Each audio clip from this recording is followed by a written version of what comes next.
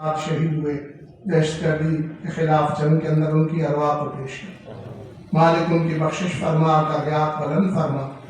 اعلیٰ علیم کے اندر جگہ عطا فرما۔ یا الہ العالمین اپنا فضل شامل حال فرما،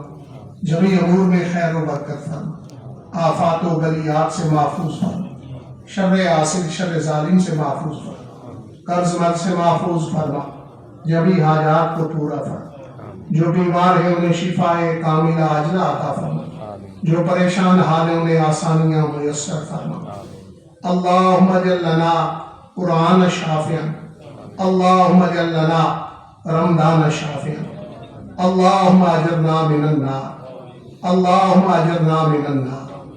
اللہم اجرنا من النار، اللہم ساہل علینا صالح الاعمال فی شہر رمضان، اللہم ربنا آتنا فی الدنیا حسنۃ وفی الآخرۃ حسنۃ وقنا عذاب النار وادخلنا مع الابرار یا عزیز و یا غفار۔ اللہم انا نعوذ بک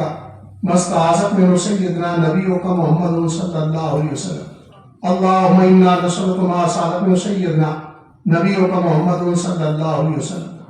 اللہم ارنا الحق حقا وارزقنا اتباعہ، اللہم ارنا الباطل باطلا وارزقنا اجتنابہ۔